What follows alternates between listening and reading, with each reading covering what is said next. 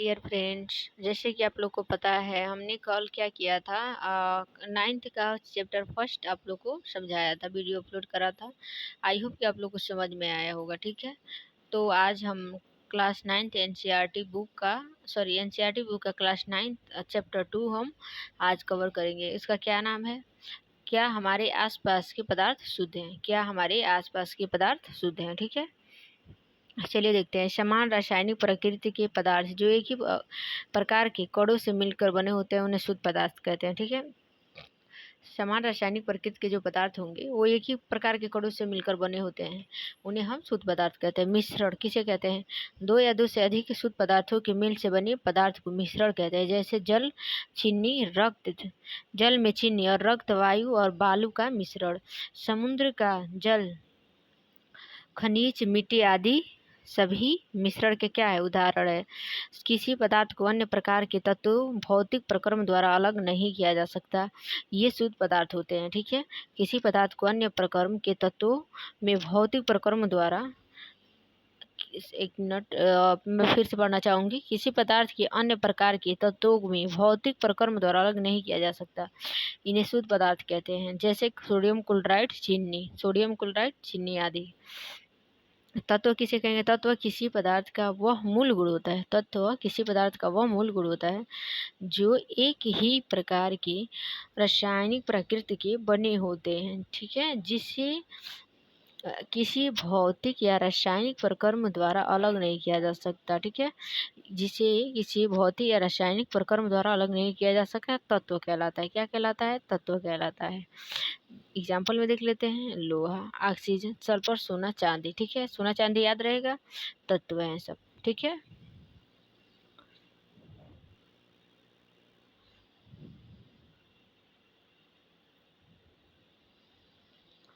तत्व तो हम लोग देख लिया। ठीक है, यौगिक देख लेते हैं। दो या दो से अधिक तत्वों के मेल से एक निश्चित अनुपात में रासायनिक प्रक्रिया द्वारा बने पदार्थ को यौगिक कहते हैं। जैसे नमक, जल, नमक, चीनी, अल्कोहल, कार्बन डाइऑक्साइड आदि यौगिक हैं।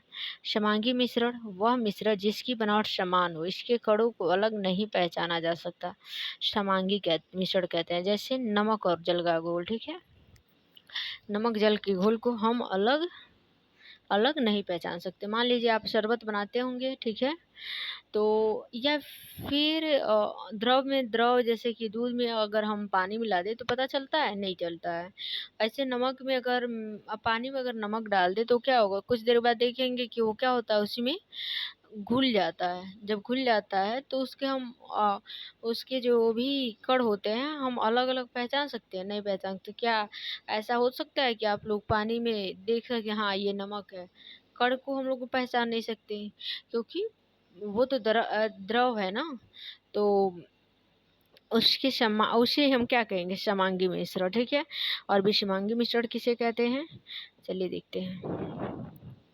विषमांगी मिश्रण, मिश्रण के अंश भौतिक रूप से अलग होते हैं।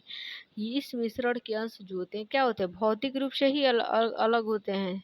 ठीक है, इसके कणों में अलग अलग पहचाना जा सकता है। इनके कणों को क्या है? अलग अलग हम पहचान सकते हैं। विषांगी मिश्रण कहलाते हैं। लोहे के बुरादे और बालू का मिश्रण। ठीक है, दो या दो से अधिक पदार्थों के समांगी मिश्रण को हम क्या कहते हैं? विलयन। दो या दो से अधिक पदार्थों के समांगी मिश्रण को हम विलयन कहते हैं। समांगी मिश्रण किसे कहते हैं?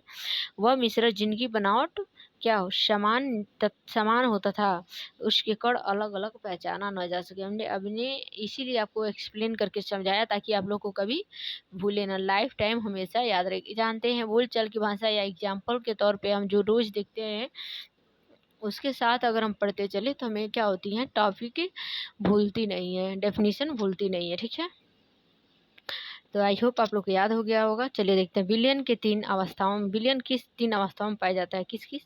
ठोस में क्या? मिश्र धातु। द्रव में नींबू पानी। गैस में वायु। विलयन तीनों अवस्थाओं में पाया जाता है। ठीक है, विलयन के कण विलयन के कण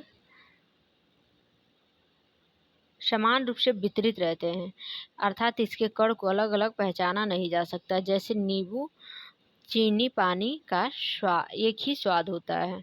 अब मान लीजिए जब हम शरबत बनाते हैं, ठीक है, शरबत भी तो कई तरह का बनता है ना, और इसको ऐसे ग्लूकोज इसके टेस्ट में शायद इसका स्वाद आता है। तो अगर हम लोग बनाते हैं तो क्या उसमें हम नमक और चीनी अलग अलग स्वाद थोड़ी ना आता है, खट्टा मीठा का स्वाद आता है, ठीक है। तो इसको हम बिलियन के कण, बिलियन के कण, ठीक है, एक बार और पढ़ लेते हैं। बिलियन के कण समान रूप से वितरित रहते हैं, अर्थात इसके कणों को अलग अलग पहचाना नहीं जा सकता है। जैसे नींबू चीनी पानी में क्या एक ही स्वाद होता है। चलिए नेक्स्ट देख लेते हैं। आई होप कि समझ में आ रहा है आप लोगों को। आप लोग हमारे चैनल को सब्सक्राइब नहीं कर रहे हैं, ये बहुत गलत बात है। प्लीज़ आप लोग मेरे चैनल को सब्सक्राइब करें, अपने दोस्तों के पास शेयर करें जिससे वो भी पढ़ सके, ठीक है। 9th का सिलेबस ये है साइंस, जिसका बेसिक स्ट्रांग होगा वही आगे की क्लास, मतलब आगे क्लास करने में क्या दिक्कत नहीं आएगी, ठीक है, प्रॉब्लम का सामना नहीं करना पड़ेगा। चलिए देख लेते हैं। शुद्ध पदार्थ से आप क्या समझते हैं? शुद्ध पदार्थ अभी बताया है जिसमें क्या हो, सभी कण समान प्रकृति के हो, ठीक है, सभी कण क्या समान प्रकृति के हो, एक ही प्रकार के कणों से मिलकर बना हो, शुद्ध पदार्थ कहलाएगा। समांगी और विषमांगी में अंतर क्या होता है? चलिए देख लेते हैं। समांगी, इनके संगठों की बनावट समान होती है, इनके संगठों की बनावट भौतिक दृष्टि से अलग होती है, ठीक है। इनके संगठों की बनावट क्या होती है? समान होती है, और इनकी संघटकों की बनावट भौतिक दृष्टि से अलग होती है। ये भी विभिन्न अवयवों के बीच स्पष्ट पृथक्करण सीमाएं नहीं होती, क्योंकि हम इसको पहचान नहीं सकते हैं ना, तो इसमें पृथक्करण सीमाएं होती है, तभी तो हम पहचान पाते हैं। उदाहरण, शक्कर या चीनी का विलयन, सोडियम क्लोराइड का छीलन, ठीक है, सोडियम क्लोराइड लोहे का छीलन। तो आप लोग, आई होप कि आप लोग समझ रहे होंगे। उदाहरण के साथ समांगी विषमांगी मिश्रणों में क्या करिए, विभेद कीजिए। तो ये हमारा इसका उत्तर हो सकता है, उसका भी हो सकता है, ठीक है। उस दोनों का उत्तर हम लोगों ने देख लिया। चलिए देखते हैं विलयन और निलंबन क्लोराइड एक दूसरे से किस प्रकार भिन्न है। विलयन दो या दो से अधिक पदार्थों का क्या है, मिश्रण है, ठीक है। कण में समांगिता होती है, इसके कण इतने सूक्ष्म होते हैं कि हम आंखों से अपनी नहीं देख सकते, ठीक है। ये प्रकाश के मार्ग में दिखाई नहीं देता, ठीक है, ये प्रकाश के मार्ग में दिखाई नहीं देता, ठीक है। छानने की विधि द्वारा विलय के कणों को विलयन से पृथक नहीं किया जा सकता, ठीक है। और ये हमारा सबसे बड़ी बात है, ये अस्थायी होता है, ठीक है। अब हम क्या देखेंगे, निलंबन। निलंबन क्या है हमारा, एक विषमांगी मिश्रण है, इसके कणों में समांगता नहीं होती है, इसके कण इतने बड़े बड़े होते हैं कि आंखों से क्या है, देखे जा सकते हैं। इसके कण क्या होते हैं, बड़े होते हैं, इतने बड़े बड़े नहीं लेकिन बड़े होते हैं जिससे हम आंखों से देख सकते हैं। निलंबित कण प्रकाश की किरणों को फैला देता है, ठीक है, छानने की विधि से हम अलग कर सकते हैं, और ये अस्थायी होते हैं और अस्थायी होते हैं, ठीक है। अब देखेंगे क्लोराइड, ठीक है। अब क्या देखेंगे, क्लोराइड, ठीक है। यह एक विषमांगी मिश्रण है, इसके कण में समांगिता नहीं होती है, और निलंबन में भी समांगिता नहीं होती है, बट वो क्या हम लोग देखे हैं, निलंबन है, क्लोराइड है, और एक और था विलयन। विलयन में समांगिता होती है, ठीक है, इस बात को ध्यान रखेंगे आप लोग। इनका आकार छोटा होने का आंखों से दिखाई नहीं देता है, लेकिन हम कोलाइड के देख सकते हैं, ठीक है। ये प्रकाश के मार्ग को क्या बनाते हैं, दृश्य बनाते हैं, जैसे टिंडल का प्रभाव। आगे जाएंगे तो नेक्स्ट क्लास में आप लोग पढ़ेंगे टिंडल का प्रभाव। छानने की विधि से इसके कणों को पृथक नहीं किया जा सकता, ठीक है, इसके भी कणों को पृथक नहीं किया जा, लेकिन फिर भी ये क्या होते हैं, और अस्थायी होते हैं, ठीक है। चलिए, तो इस नोट्स और इस प्रश्न उत्तर के साथ ये वाला चैप्टर आप लोग समाप्त होता है। बहुत बड़ा चैप्टर नहीं था, इसलिए ये समाप्त होता है। चलते हैं आप तीसरा चैप्टर की ओर, चलिए, ठीक है, तीसरा चैप्टर देखते हैं।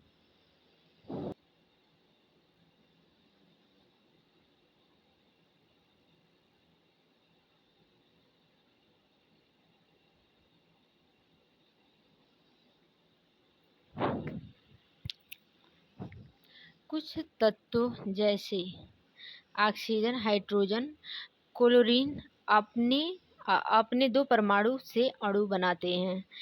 ऐसे तत्व द्विपरमाणु परमाणु अणु कहलाते हैं। ऐसे तत्व द्विपरमाणु अणु कहलाते हैं। उदाहरण में हाइड्रोजन H2, ऑक्सीजन O2, ठीक है, सॉरी H2 और O2 भी। एक अणु जो 3 परमाणुओं से मिलकर बना होता है त्रिपरमाणु अणु कहलाता है, ठीक है।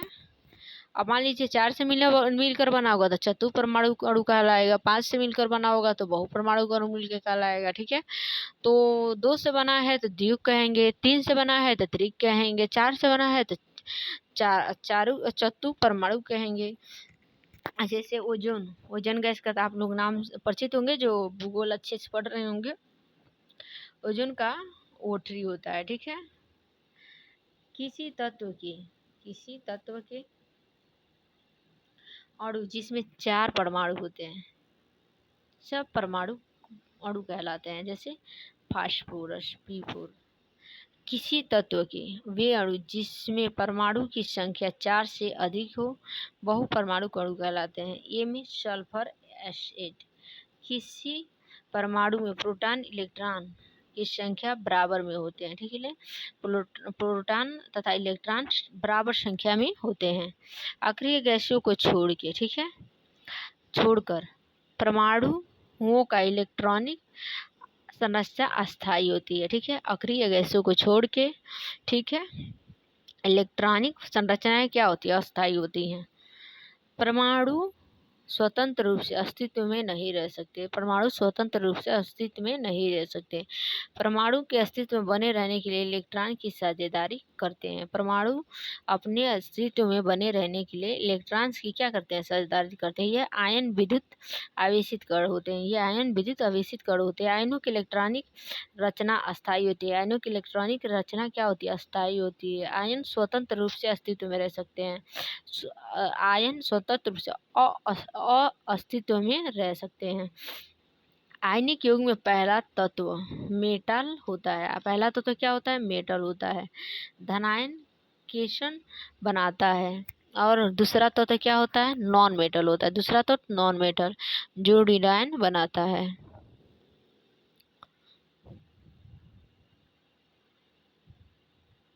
मोल एक प्रकार से बहुत सारे परमाणु का ढेर हेप है जो किसी तत्व के परमाणु अणु अथवा आयनों की संख्या कितना होती है, 6.2022 मल्टीपल, ठीक है। एक मिनट फिर से लिखती हूँ,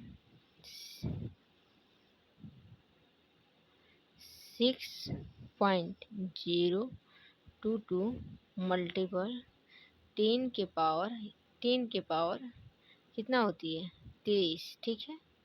10 के पावर 23 होती है, याद रहेगा, ठीक है। जो यहाँ दे रखा है 1023 मत कहिएगा, इसको ऐसे पढ़ेंगे, ये पावर में है, ठीक है। ये 10 के पावर में है। मूल पदार्थ की वह मात्रा है जिसमें कण की संख्या परमाणु, आयन, अणु, एक या सूत्र इकाई इत्यादि कार्बन 12 के ठीक 12 ग्राम के विद्यमान अणु परमाणुओं से मिलकर परमाणुओं के बराबर होती है। सॉरी, एक बार और पढ़ देती हूँ इस लाइन को। मूल पदार्थ की वह मात्रा जिसमें कणों की संख्या परमाणु, आयन, अणु या सूत्र इकाई इत्यादि कार्बन 12 के ठीक 12 ग्राम में विद्यमान परमाणु के बराबर होती है। चलिए नेक्स्ट देखते हैं। किसी पदार्थ की मोल में कणों, परमाणु, अणु अथवा आयन की संख्या निश्चित होती है जिनका मान अभी हमने बताया। ये 10 के पावर हमारा क्या है, 10 के पावर 23 है, न कि 1022 है। इसी संख्या को क्या कहते हैं? अवोगाद्रो स्थिरांक या अवोगाद्रो संख्या कहते हैं। तो याद कर लीजिएगा, डेफिनेशन आपके नेक्स्ट आने वाली क्लास में काम आएगी। किसी पदार्थ के एक मोल के कण, परमाणु, अणु अथवा आयन की संख्या निश्चित होती है जिसका मान 6.022 मल्टीपल 10⁻23 होता है। इसी संख्या को अवोगाद्रो स्थिरांक या अवोगाद्रो संख्या कहते हैं। किसी तत्व के परमाणु एक मोल का द्रव्यमान मोलर कहलाता है। किसी तत्व के परमाणुओं के एक मोल का द्रव्यमान मोलर कहलाता है। परमाणुओं के मोलर द्रव्यमान को ग्राम परमाणु द्रव्यमान कहते हैं। ग्राम परमाणु द्रव्यमान कहते हैं। चलिए अभ्यास प्रश्न देख लेते हैं। ठीक है, क्वेश्चन दे रखा है। एक परमाणु कितना है? 5.3 ग्राम सोडियम कार्बोनेट। ठीक है, सोडियम कार्बोनेट NaCO3। ठीक है, 6.0 एथेनॉइक अम्ल अभिकृत होता है। 2.2 gram carbon dioxide, 8.2 gram sodium ethanoate ion 0.9 ग्राम जल उत्पाद के रूप में प्राप्त होता है। इस सब क्रिया द्वारा दिखाए गए परीक्षण द्रव्यमान के संरक्षण के अनुरूप सोडियम कार्बोनेट प्लस एथेनोइक अम्ल, sodium ethanoate plus carbon dioxide plus जल। चलिए तो इसको देखते हैं क्या क्या दे रखा है। अभिकारक का द्रव्यमान सोडियम कार्बोनेट प्लस एथेनोइक अम्ल, सोडियम कार्बोनेट प्लस एथेनोइक अम्ल। ठीक है, का द्रव्यमान कितना दे रखा है?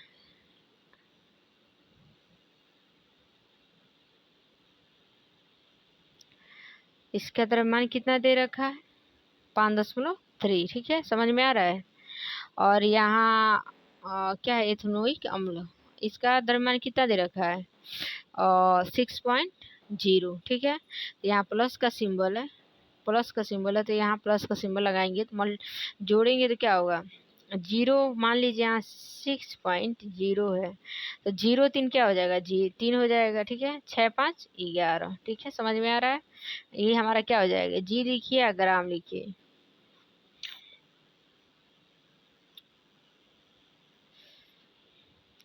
उत्पादों का द्रव्यमान सोडियम एथेनोइक का द्रव्यमान बराबर CO2 का द्रव्यमान, जल का द्रव्यमान 8.2 gram plus 2.2 gram carbon dioxide का द्रव्यमान प्लस 0.9 ग्राम बराबर हमारा कितना हो जाएगा? ये दोनों का इक्वल आ जाएगा, तो इतने के बराबर इतना हो जाएगा हमारा। ठीक है,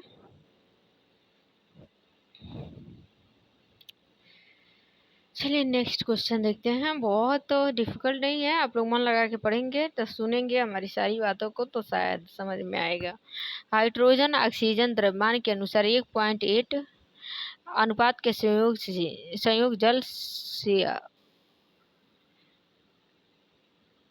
संयोग करके जल निर्मित करते हैं। 3 ग्राम हाइड्रोजन गैस साथ पूर्ण रूप से संयोग करने में कितने ऑक्सीजन गैस द्रव्यमान की क्या होगी? आवश्यकता होगी? 2s2। ये हमारा ऐसे लिख सकते हैं 2, 1 मिनट, 2h2। ठीक है, प्लस O2 क्रिया कराएंगे किससे? 2s2O। चलिए देखते हैं हमारा बैलेंस है। ठीक है, पहले बैलेंस चेक कर लेते हैं। इधर ऑक्सीजन कितना है? ये 2 है ना, ये 2 दोनों के लिए, इसके लिए भी है और इसके लिए भी है। ठीक है, O के लिए भी है और इसके लिए भी है।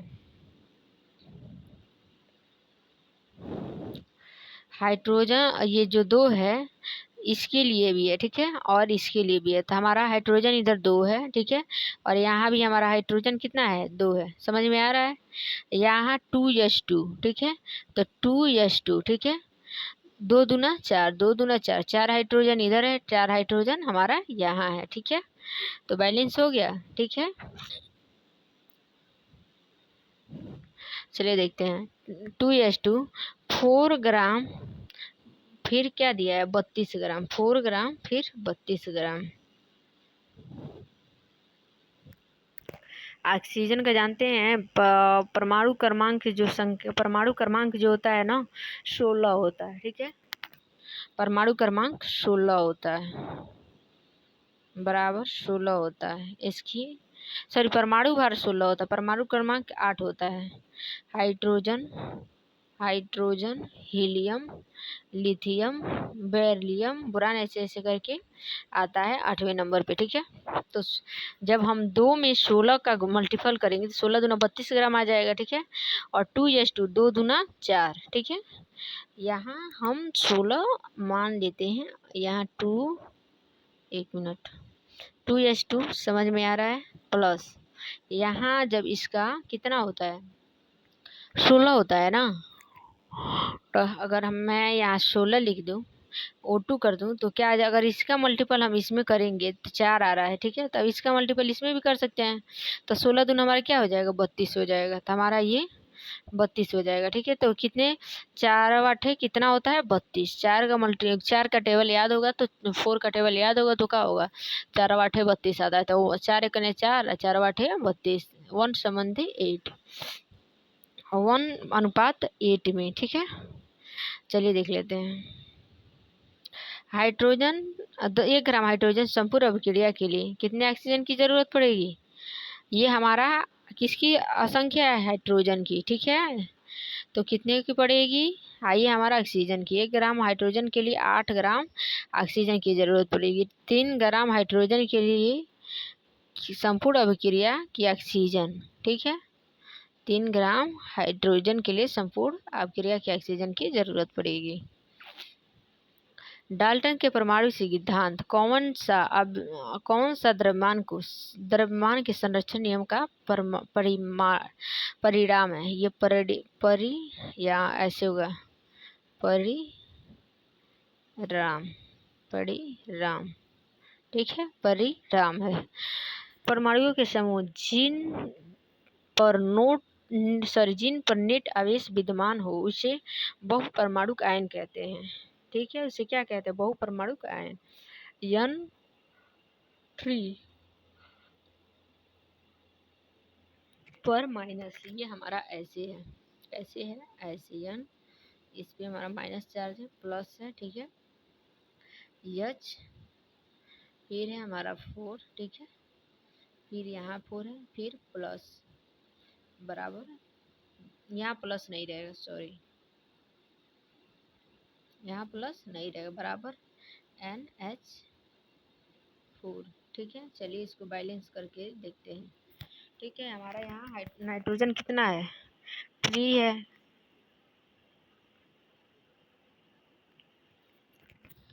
चलिए देखिए उदाहरण में ये देख लिए। ठीक है, उदाहरण के तौर पे ये हो गया। डाल्टन के परमाणु सिद्धांत कौन सी अभिक्रिया निश्चित अनुपात के नियमों की व्याख्या करती है। डाल्टन, ठीक है, मैग्नीशियम क्लोराइड, मैग्नीशियम पे माइनस चार्ज 1 होता है, मैग्नीशियम पे माइनस चार्ज 1 होता है, और क्लोराइड पे प्लस चार्ज कितना होता है 2 होता है। ठीक है, समझ में आ रहा है। रासायनिक सूत्र मैग्नीशियम क्लोराइड, कैल्शियम रहेगा, मैग्नीशियम क्लोराइड ऑप्शन में, सॉरी ये ए है और ये हमारा क्या है बी ऑप्शन में कैल्शियम क्लोराइड। कैल्शियम क्लोराइड को भी समझा दे रखा है। सी पर कितना, सी ए पर कितना होता है -1, माइनस एक है तो एक ही लेंगे ना यहाँ, और क्लोरीन पे अभी बताई हूँ प्लस प्लस, तो 2 प्लस है तो हम कितना लेंगे 2 प्लस। ठीक है, 2 प्लस। ठीक है, CaCl2 calcium chloride. I hope आप लोग को समझ में आ गया होगा। कैल्शियम क्लोराइड, फिर कॉपर नाइट्रेट। ठीक है, कॉपर नाइट्रेट Cu से कॉपर होता है, नाइट्रेट NO3 का होल कितना होता है, सॉरी ये 3 का होल स्क्वायर है ये। ठीक है, होल स्क्वायर, तो हमारा क्या हो जाएगा कार्बन नाइट्राइड। तो इसका Cu पर प्लस ये 1 है और फिर NO3 पर प्लस 2 है। ठीक है, रासायनिक सूत्र इसका क्या होगा, वो तो हमने बता दिया। चलिए एल्युमिनियम क्लोराइड Al से एल्युमिनियम होता है, फिर क्लोरीन का देख लेते हैं, ठीक है। तो हमारा इसमें -1 होता है, सॉरी इसमें नहीं, इसमें -1 होता है, इसमें हमारा प्लस प्लस प्लस कितना प्लस 3 प्लस, तो -1 प्लस 3 प्लस मतलब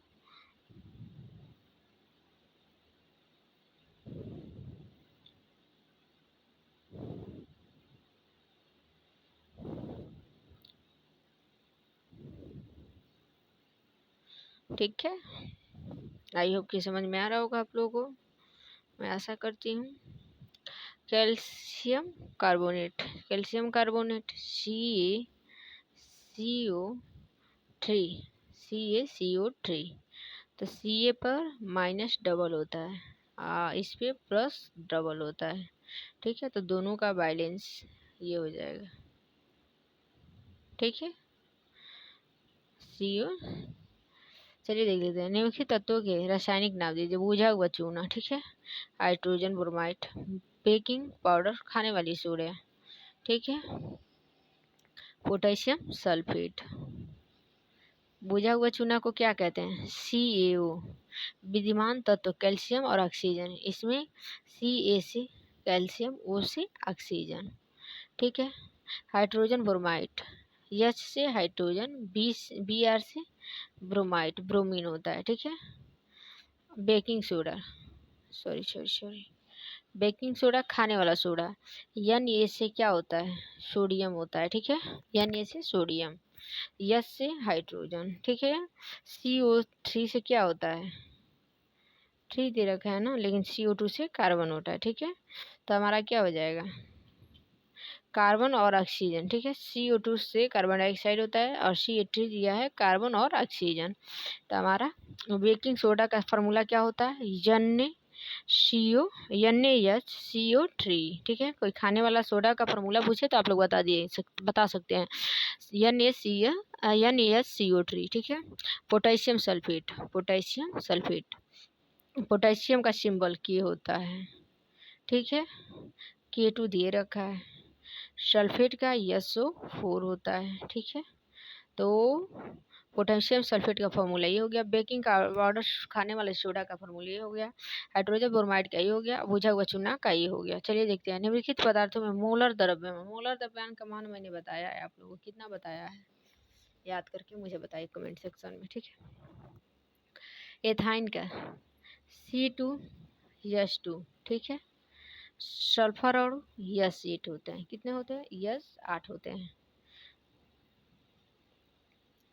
फिर दिया है फास्फोरस अणु P4, ठीक है। इसकी द्रव्यमान संख्या दे दिया 31। हाइड्रोक्लोरिक HCl, फिर नाइट्रिक अम्ल HNO3 दे रखा है, ठीक है। चलिए देखते हैं एक एक करके हम सॉल्व करें। मोलर कितना, मोलर द्रव्यमान बराबर कितना हो जाएगा? इन दोनों का जोड़ देंगे, ठीक है। एक मोल बराबर, आप लोग कमेंट सेक्शन में मुझे बताइएगा जो मैंने पूछ रखा है। एक मोल बराबर, मोलर सॉरी, तो क्या हो जाएगा? कार्बन कितना है हमारा? कार्बन 2 है, ठीक है। और कार्बन हमारा 2 है। कार्बन का परमाणु भार कितना होता है? 12। ये सॉरी प्लस नहीं होगा, परमाणु भार इसका 12 होता है, ठीक है। तो मल्टीपल 12 कर देंगे, ठीक है, प्लस। हाइड्रोजन का कितना होता है? 1 होता है। तो हमारा 2 दे रखा है, इसका मल्टीपल करेंगे हमारा 1 हो जाएगा। 12 दूना 24 प्लस 2 कितना हो जाएगा? 26 ग्राम। कितना हो जाएगा? 26 ग्राम। आप लोग निकाल सकते हैं। सल्फर का कितना होता है? 32 होता है, ठीक है। सल्फर हमारा 32 नंबर पे आता है। इसका मोलर द्रव्यमान निकालेंगे। मोलर द्रव्यमान, ये पेज है तो मैं समझा दे रही हूँ, ठीक है। मोलर द्रव्यमान यस का कितना होता है? 32। तो 8 दे रखा है, गुणे 32 बराबर कितना होगा? 256 ग्राम। कितना होगा? 256 ग्राम। 8 दूना 16 के 6, हाथ में का 1, 8 3 24 1 25। सी देख लेते हैं। फास्फोरस अणु P4, फास्फोरस और परमाणु का द्रव्यमान 31 दे रखा है, ठीक है, मोलर, ठीक है, फास्फोरस, ठीक है। तो 4 गुणे कितना, ये तो सिंपल है, सब दे रखा है 31, ठीक है। 4 एक अन्य 4, 4 तिहाई 12 ग्राम, ठीक है। ये नॉर्मल सिंपल था, ये आप लोग कर सकते थे। हाइड्रोक्लोरिक एसिड एच का कितना होता है, 1 होता है, ठीक है। और Cl का कितना होता है, 35.5 होता है, लगभग 35 मान के चलते हैं हम लोग, ठीक है। तो हम इसको सॉल्व करेंगे तो कितना हो जाएगा। सर यहाँ मल्टीपल थोड़ी करना है, ये तो अलग अलग है ना, ये Cl है, 1 गुणे 1 होगा, यहाँ प्लस होगा, 1 मिनट।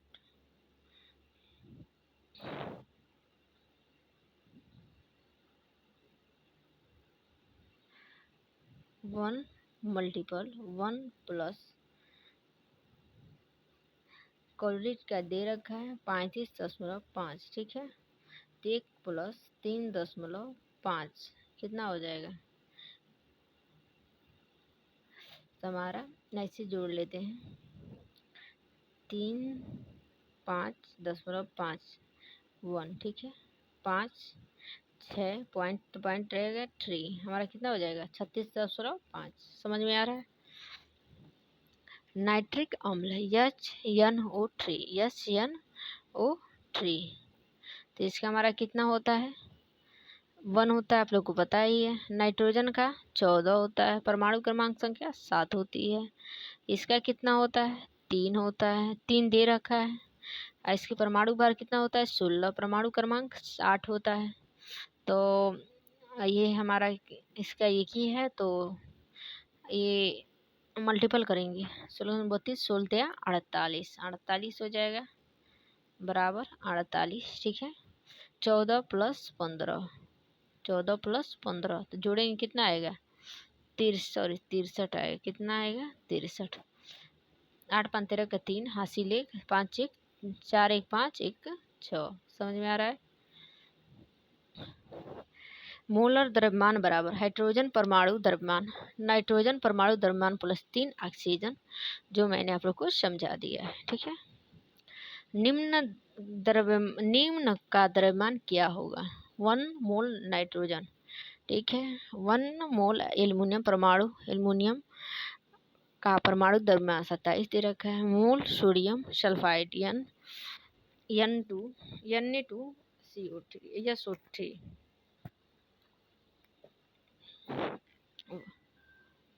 1 मोल परमाणु का द्रव्यमान कितना होता है, तो नाइट्रोजन दे रखा है, ठीक है। नाइट्रोजन का 14 बताए थे, तो हमारा 14 जब सिंपली दे रखा था 14 ग्राम हो जाएगा। कितना ग्राम हो जाएगा, 14 ग्राम। 4 मोल एल्युमिनियम परमाणु का द्रव्यमान कितना दे रखा है, तो इसका होता है 27, 4 गुणे कितना हो जाएगा, सॉरी ये 4 है,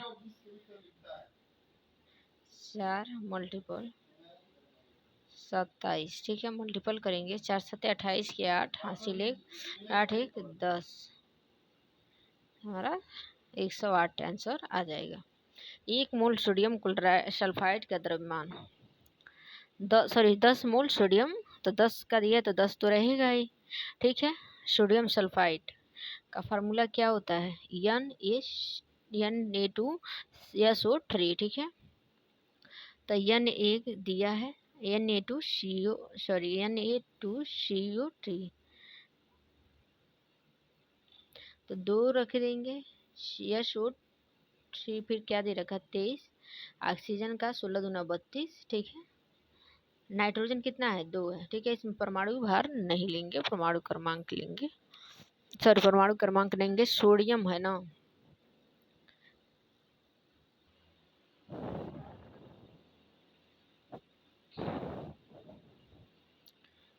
सॉरी एक मिनट, फिर से मैं एक फिर से सॉल्व करना चाहूँगी।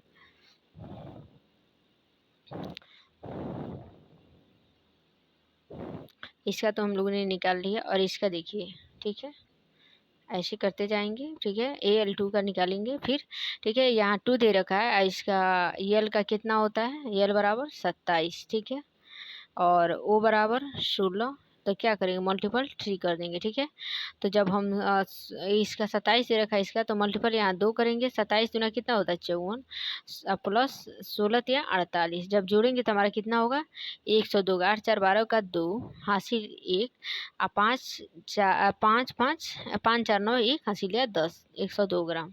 समझ में आ रहा है।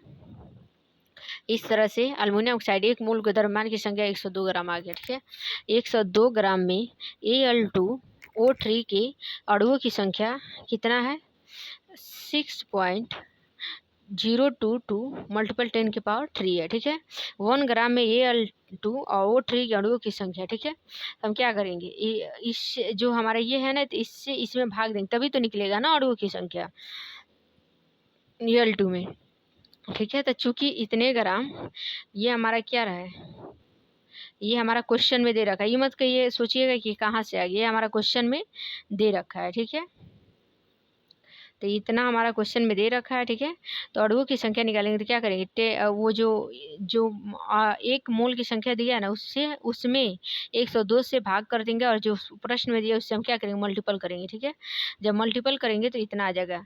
ठीक है, तो आप फिर हम इसको इस रूप में भी लिख सकते हैं। ठीक है, ऊपर का तो आप लोग को समझ में आ ही रहा होगा। ठीक है, नीचे का मैं समझा दे रही हूँ। 102 और 10 की पावर 3 कहाँ से आया, 102 रहेगा। ठीक है, और यहाँ 3 जीरो है ना, तो हम 10 के पावर 3 लिख सकते हैं। ठीक है, इसमें कोई दिक्कत नहीं है। फिर हम 3 हटाएंगे तो हमारा क्या होगा 30 आ जाएगा। ठीक है, तो जब हम इससे हमारा ये कितने बार में कट जाएगा, 2 बार में, तो यहाँ हम 2 लिख देंगे। ठीक है, तो फिर उसको ऐसे उतार देंगे। फिर इस 2 से ये हमारा कितने बार में कट जाएगा 3 2 तय कितना होता है 6 होता है 0. फिर 2 एकन्ने 2 2 एकन्ने 2 मल्टीपल 10 के पावर 3। ठीक है, फिर इसको इस ऐसे लिखेंगे 0.111 मल्टीपल 10 के पावर माइनस क्या हो जाएगा, मतलब यहाँ पावर में 3 या -3 करेंगे तो हमारा कितना बचेगा 20 अणु बचेगा। ठीक है, चलिए Al2 द्विक परमाणु है। ठीक है, Al2 द्विक परमाणु है। अल्मीनियम आयनों की संख्या क्या हो जाएगी, यहाँ द्विक परमाणु दिया ना, ये मत सोचिएगा 2 कहाँ से आया, यहाँ से आया। ठीक है, 2 गुणे और जो हमारा इसमें मान दे रखा है कितना निकला है 3.011 मल्टीपल 10 के पावर 20 अणु। तो हम इसमें क्या करेंगे, मल्टीपल करेंगे, कितना हो जाएगा 6.022 10 के पावर 20 आयन। किसी आयन का द्रव्यमान उतना ही होता है जितना उस तत्व की परमाणु द्रव्यमान होता है। एल्युमिनियम का परमाणु द्रव्यमान कितना होता है 27 U।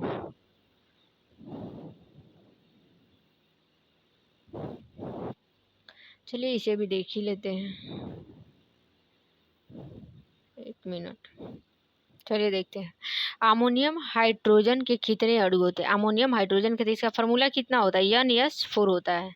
तो कितने अणु होते हैं 4 होते हैं। ठीक है, NH4 होता है। डाल्टन ने अपनी जीविका किस रूप में शुरू की, शिक्षक के रूप में। और डाल्टन ने अपनी जीविका किस रूप में शुरू की थी, जीविका के रूप में, शिक्षक के रूप में। ठीक है, परमाणुओं का वह पुंज जो आयन की तरह व्यवहार करता है क्या कहलाता है, बहुपरमाणु। ठीक है, जो आयन के रूप में व्यवहार करता है उसे हम बहुपरमाणुक आयन कहते हैं। एक अधातु का नाम जिसकी संयोजकता 1 होती है, हाइड्रोजन। ठीक है, हाइड्रोजन पे 1 होती है। ठीक है, और क्लोरीन ठीक है Cl-। ठीक है, 1 होती है संयोजकता। ठीक है, 1 नैनोमीटर में कितने मीटर के बराबर होते हैं, 1 नैनोमीटर कितने मीटर के बराबर होता है 10 के पावर -9 मीटर के। कार्बन के समस्थानिक को परमाणु द्रव्यमान का मात्रक बनाया गया है। कार्बन के समस्थानिक को परमाणु द्रव्यमान इकाई का मात्रक बनाया गया, कार्बन 12। हाइड्रोजन के परमाणु की परमाणुकता क्या है, द्विक परमाणु। ठीक है, क्योंकि इसका कितना होता है H2 होता है, याद रहेगा। कार्बन का परमाणु अपक्रिया के दौरान क्लोरीन कितने अणु के बंध अणु बनाएगा, तो कितने बनाएगा 4। ठीक है, कार्बन अणु कार्बन का एक परमाणु अभिक्रिया के दौरान क्लोरीन के कितने अणु से बंध बनाएगा, तो 4 होगा। ठीक है, 18 ग्राम जल में कितना मोल होगा, 1 मोल। ठीक है, 1 मोल बराबर ऐसे याद रख लीजिए, 12th में आप लोग को हाई स्कूल में भी काम आएगी। 1 मोल बराबर कितना होगा 18 ग्राम जल, 18 ग्राम जल।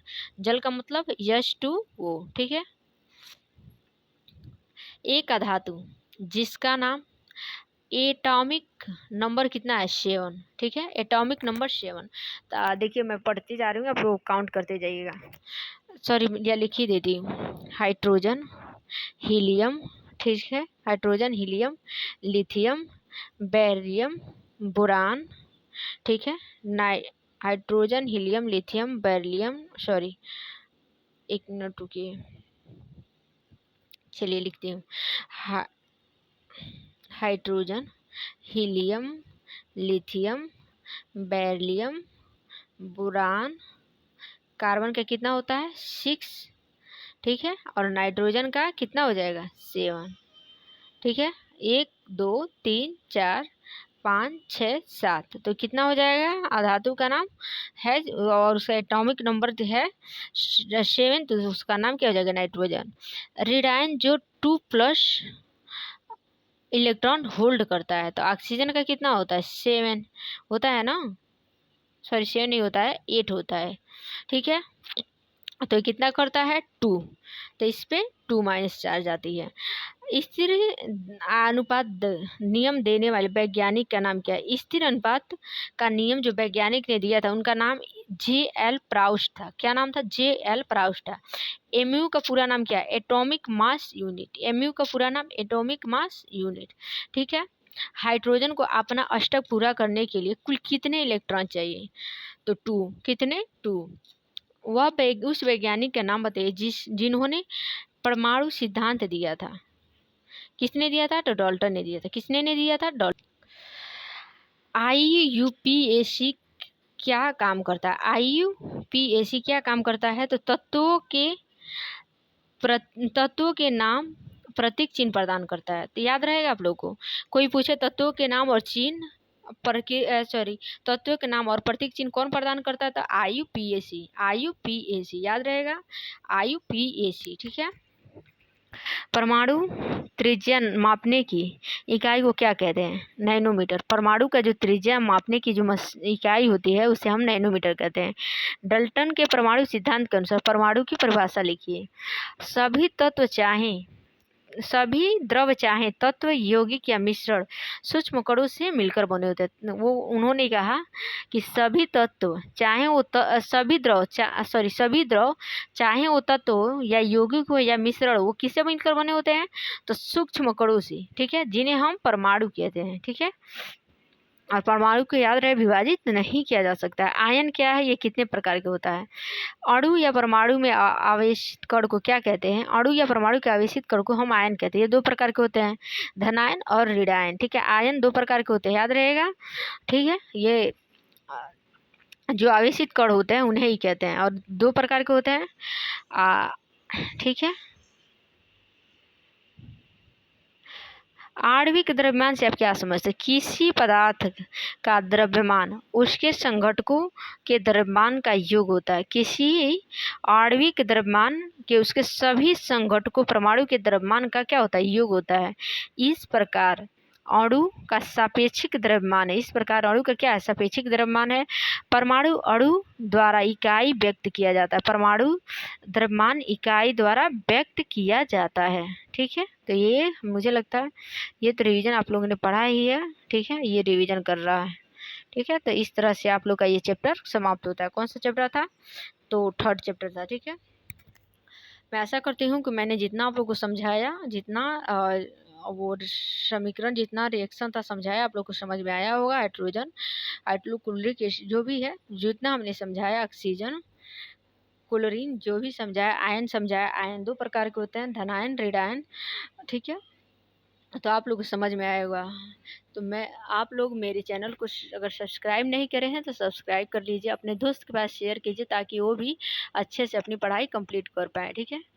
Thank you so much. हमारे वीडियो को लाइक और कमेंट करते रहिए। जो प्रश्न समझ में नहीं आता है, जो टॉपिक समझ में नहीं आता है, कमेंट सेक्शन में आप लोग हमसे पूछ सकते हैं, ठीक है। तो इस चैप्टर के साथ इस वीडियो को मैं समाप्त करती हूँ। नेक्स्ट वीडियो में नेक्स्ट चैप्टर मतलब 4th चैप्टर को लेकर आऊँगी।